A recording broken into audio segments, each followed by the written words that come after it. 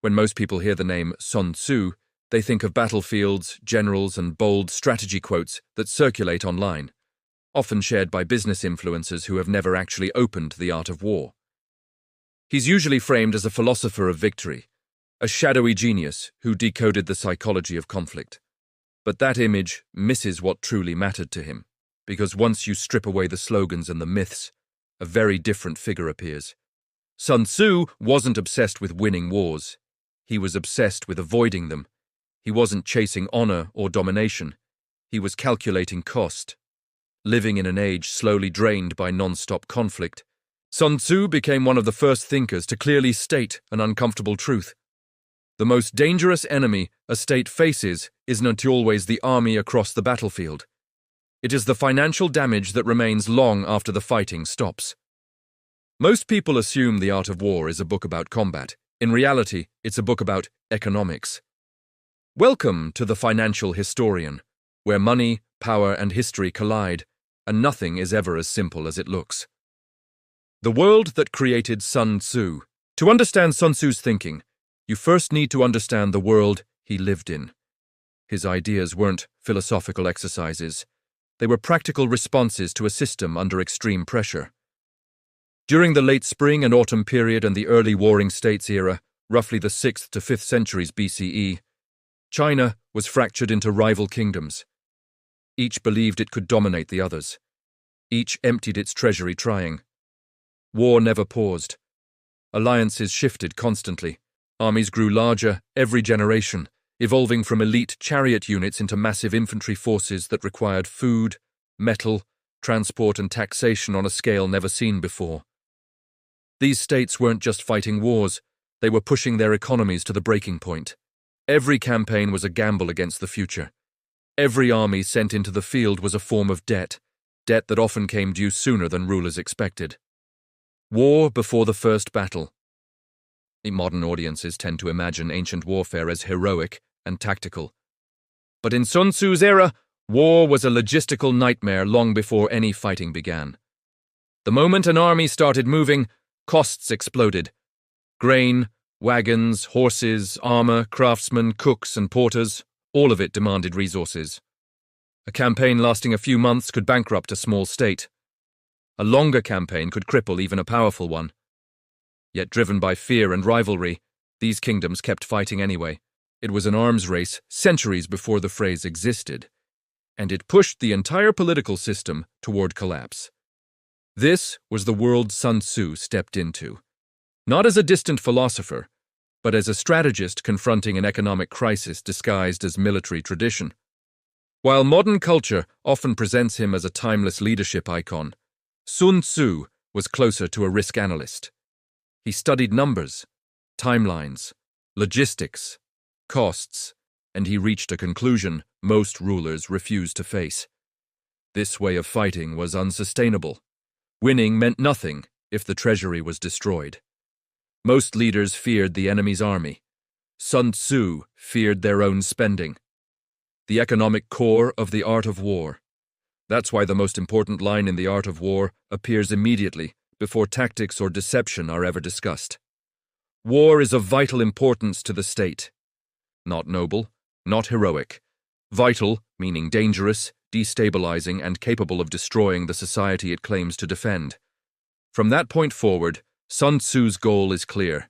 Keep war limited, controlled, and as inexpensive as possible. Even his most famous principles are economic at their core. When he says the highest form of warfare is defeating the enemy without fighting, he's describing cost avoidance, achieving objectives without burning resources. When he warns that no nation benefits from prolonged war, he's stating a financial fact.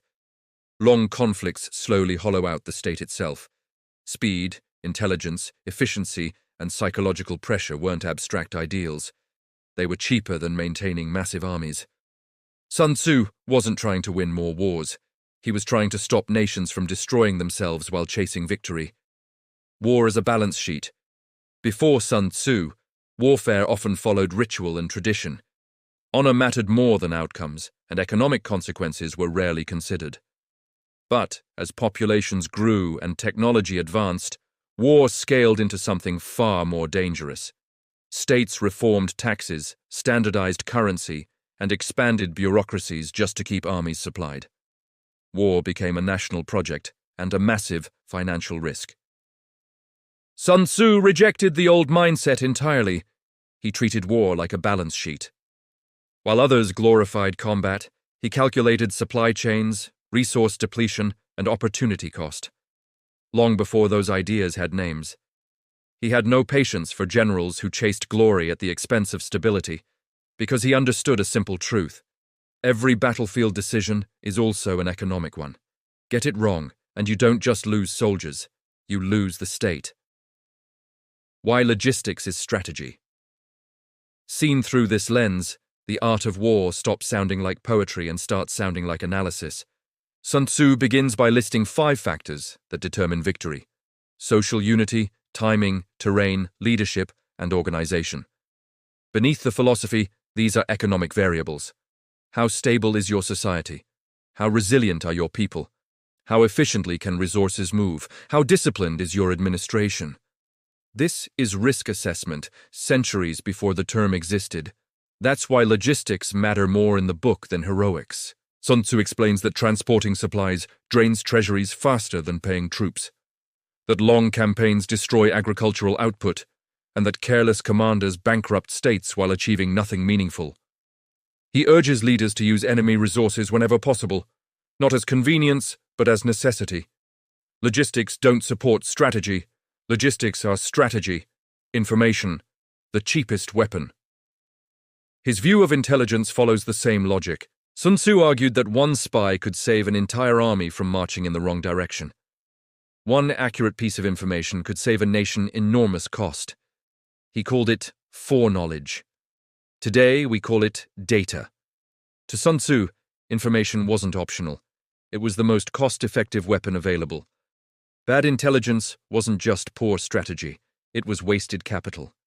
Even his emphasis on speed came from economics. Every extra day of marching and waiting increased financial exposure. Delayed victory was money lost.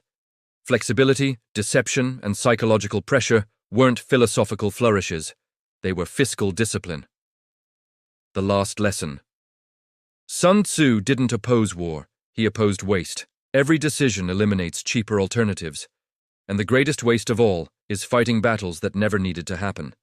That's why he valued diplomacy, alliances, intimidation, and misdirection. These weren't backup plans, they were primary strategies because they preserved resources. He warned rulers who treated war as passion instead of liability that collapse was inevitable. History proved him right. Empires don't fall because they lose battles. They fall because they drain the capital that holds them together. Sun Tzu wasn't teaching how to win wars. He was teaching how to survive them. Strength isn't measured by how hard you strike, but by how much you can afford to strike. History may not repeat itself, but the cost of ignoring it always stays the same.